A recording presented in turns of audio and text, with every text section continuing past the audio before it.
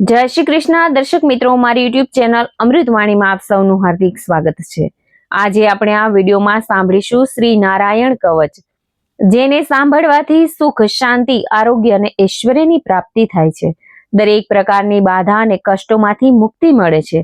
નારાયણ કવચ એ ચમત્કારિક કવચ છે। શ્રીમદ ભાગવત પુરાણમાં આ કવચનો ઉલ્લેખ છે। સ્વયં દેવરાજ ઇન્દ્રએ પણ આ કવચ ધારણ કરીને દૈત્યોને પરાસ્ત કર્યા હતા। આ કવચ શ્રી નારાયણને સમર્પિત છે। સર્વે રીતે રક્ષા કરનારું, સર્વે સ્થાનોમાં, સર્વે વિપત્તિઓમાં રક્ષા કરનારું કવચ એટલે શ્રી નારાયણ કવચ। આ નારાયણ કવચ સ્વયં વિશ્વરૂપે દેવરાજ ઇન્દ્રને આપેલું હતું, જે પરીક્ષિત રાજા સુખદેવજી પાસેથી આ કવચ સાંભળી રહ્યા છે। શ્રી નારાયણ કવચનો નિત્ય પાઠ કરવાથી, સાંભળવાથી સર્વે રીતે રક્ષા પ્રાપ્ત થાય છે અને જીવનમાં યશ, કીર્તિ, ધન, વૈભવ અને વિજયની પ્રાપ્તિ થાય છે। જો આપને મારો વિડીયો પસંદ આવે તો લાઈક, શેર અને સબસ્ક્રાઇબ કરજો, જેથી નવા આવનારા વિડીયોના નોટિફિકેશન તમને મળતા રહે અને મારા વિડીયો આપ સુધી તુરંત પહોંચી શકે। જો આપની પાસે સમય હોય તો કોમેન્ટમાં ઓમ નમો નારાયણ જરૂરથી લખજો। ધન્યવાદ। જય શ્રી હરિનારાયણને નમન કરીને આ કવચનો પ્રારંભ કરાય છે। ઇતિ શ્રી નારાયણ કવચ। પરીક્ષિત રાજા પૂછે છે કે હે મુનિ, નારાયણ કવચથી રક્ષાયેલા ઇન્દ્રે પોતાના શત્રુના સૈનિકોને તેમના વાહનો સહિત રમતા રમતા હોય તેમ જીતીને ત્રિલોકની લક્ષ્મી ભોગવી।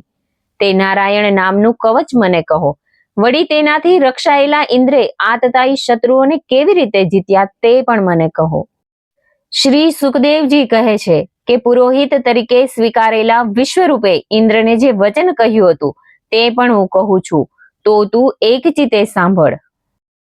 વિશ્વરૂપ કહે છે કે જ્યારે ભય જણાતો હોય ત્યારે હાથ પગ ધોઈ, આચમન કરી, પવિત્રી પહેરી, ઉત્તરાભિમુખે બેસી, અષ્ટાક્ષર તથા દ્વાદશાક્ષર મંત્રથી અંગન્યાસ કરી, મૌન ધરી પવિત્ર થઈને નારાયણ કવચ ધારણ કરવું।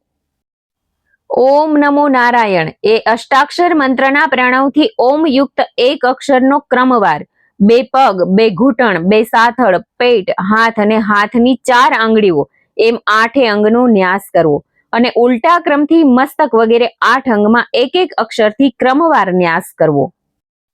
તે પછી ઓમ નમો ભગવતે વાસુદેવાય આવા દ્વાદશાક્ષર મંત્રથી જમણા હાથની તર્જનીથી ડાબા હાથની તર્જની સુધી 8 અક્ષરોનો ન્યાસ કરવો અને બાકીના 4 અક્ષરથી અંગૂઠા આદિ અંત સુધી ન્યાસ કરવો। ઓમ વિષ્ણવે નમઃ આ 6 અક્ષરના મંત્રના એક એક અક્ષરથી ઓમકારથી હૃદય, વીકારથી મસ્તક, શકારથી ભ્રુકુટીની વચ્ચે, અણકારથી શિખા, વેકારથી નેત્રો અને મકારથી શરીરની સંધિઓમાં ન્યાસ કરવો। આમ મંત્ર મૂર્તિ થયેલા જ્ઞાનીએ અસ્ત્રનું ધ્યાન કરી અસ્ત્રાય ફટ એવા વિસર્ગ સાથે સર્વ દિશાઓમાં જળ છાંટવું। પછી ધ્યાન યોગ્ય ઐશ્વર્યાદિક 6 શક્તિવાળા અને વિદ્યા, તેજ અને તપ રૂપ મૂર્તિવાળા પરમાત્માનું ધ્યાન ધરીને નીચે પ્રમાણે નારાયણ કવચનો પાઠ કરવો। શંખ, ચક્ર, ઢાલ, તલવાર, ગદા, બાણ, ધનુષ્ય, પાશને ધારનાર, ગરુડની પીઠ ઉપર ચરણ ધરનાર, 8 હાથમાં 8 આયુધો ધારણ કરનાર અને અષ્ટસિદ્ધિ શ્રી હરિ મારી રક્ષા કરો। મત્સ્ય ભગવાન જંતુઓ અને વરુણ પાશથી મારી રક્ષા કરો। માયાથી બટુક વામન રૂપ ધરનાર ભગવાન સ્થળમાં મારી રક્ષા કરો। ત્રિવિક્રમ વિશ્વરૂપ ભગવાન આકાશમાં મારી રક્ષા કરો। જેના અડહાસ્યથી દિશાઓ ગાજી ઉઠી હતી અને ગર્ભિણીઓના ગર્ભ પડી ગયા હતા તેવા નૃસિંહ ભગવાન દુર્ગ, વન અને મારી યુદ્ધભૂમિમાં રક્ષા કરો। યજ્ઞરૂપ વરાહ જેમણે પોતાની દાઢથી પૃથ્વીને રસાતળમાંથી બહાર આણી તે મારા માર્ગમાં રક્ષા કરો। અદ્રિકુટ પર્વતના શિખર પર પરશુરામ તથા પ્રવાસમાં ભરતના મોટા ભાઈ લક્ષ્મણ સહિત રામ મારી રક્ષા કરો। ઉગ્ર ધર્મ અને પ્રમાદથી નારાયણ મારી રક્ષા કરો। નિંદાથી નર ભગવાનને યોગ ભ્રષ્ટ તથા યોગેશ્વર દત્તાત્રેય મારી રક્ષા કરો। ત્રણેય ગુણોના સ્વામી ભગવાન કપિલ કર્મ બંધનથી મારી રક્ષા કરો। કામદેવથી સનત કુમારો મારી રક્ષા કરો। દેવના પ્રણામ ન કરવાના અપરાધથી મારું રક્ષણ કરો। ભગવાનની પૂજામાં જે કાંઈ વિઘ્ન નડે તેમાંથી દેવર્ષિ નારદ મારી રક્ષા કરો અને બધા નરકોથી કુર્મ ભગવાન મારી રક્ષા કરો। અયોગ્ય ખોરાકથી ધન્વંતરી ભગવાન રક્ષા કરો. કામ ક્રોધાદિકના ભયથી જીતેન્દ્રિય ઋષભદેવજી મારી રક્ષા કરો. લોકાપવાદથી બલભદ્રજી અને ક્રોધાવેશ સર્પ ગુણોથી શેષ ભગવાન મારી રક્ષા કરો. અજ્ઞાનથી વેદવ્યાસ મારી રક્ષા કરો. પાખંડીઓથી બુદ્ધ ભગવાન મારી રક્ષા કરો. કાળના મળરૂપ કલીથી કલ્કી ભગવાન મારી રક્ષા કરો. પ્રાતઃ કાળમાં ગદા વડે કેશવ મારી રક્ષા કરો. સાયકાળમાં વેણુધારી ગોવિંદ અને પરોઢિયે ઉદાત શક્તિવાળા નારાયણ તેમજ મધ્યાહને ચક્રધારી વિષ્ણુ ભગવાન મારી રક્ષા કરો. સાંજે મધુદૈત્યને મારનાર સારંગ પાણી મધુસૂદન મારી રક્ષા કરો. સાયકાળે 3 ધામ વાળા માધવ, પ્રદોષ કાળમાં ઋષિકેશ ભગવાન મારી રક્ષા કરો. મધ્યરાત્રે પદ્મનાભ ભગવાન મારી રક્ષા કરો. ઢળતી રાત્રે શ્રી વત્સ ચિહ્નધારી ભગવાન મારી રક્ષા કરો. ઉષહ કાળે ખડગધારી જનાર્દન અને સંધ્યા સમયે કાળ મૂર્તિ ભગવાન મારી રક્ષા કરો. પ્રભુ પ્રેરણાથી ફરતા પ્રલયાગ્નિ સમ તીક્ષ્ણ ધારવાળા ચક્રવાયુ વાળા અગ્નિથી જેમ સૂકું ઘાસ બાળીને ભસ્મ થાય તેમ અમારી શત્રુ સેનાને ભસ્મ કરો. વજ્ર જેવા સ્પર્શવાળી અગ્નિકણો જરાવતી ગદા તું પ્રભુને પ્રિય છે. તું કુષ્માંડ, વૈનાયક, યક્ષ, રાક્ષસ, ભૂત ગ્રહોને તું પીસી નાખ અને શત્રુઓના ચૂરે ચૂરા કરી નાખ. હે પંચજન્ય શંખ, શ્રી કૃષ્ણ તને ફૂંકીને ભયંકર શબ્દ કરે છે ને તેનાથી શત્રુઓના હૃદય પણ કંપે છે. પંચજન્ય તું રાક્ષસ, રુદ્રગણ, પ્રેત, પિચાચ, બ્રહ્મ રાક્ષસ અને બીજા ઘોર દ્રષ્ટિવાળાને દૂર કર. હે તીક્ષ્ણ ધારવાળી તલવાર, પ્રભુથી પ્રેરાઈને તું મારા શત્રુઓનું છેદન કર, છેદન કર. છેકડો ચંદ્ર જેવા મંડળ સમાન ઢાલ તું પાપી શત્રુઓની આંખ ઢાંકી દે અને પાપ દ્રષ્ટિવાળાની પાપ દ્રષ્ટિ હરી લે. ગ્રહો, કેતુ, મનુષ્યો, સર્પો, વાઘ, ભૂતાદિ પાપ સમૂહથી થતો ભય અને કલ્યાણમાં વિઘ્ન કરનારા ભયો ભગવાન નામરૂપ અસ્ત્રથી સત્વરે નાશ પામે.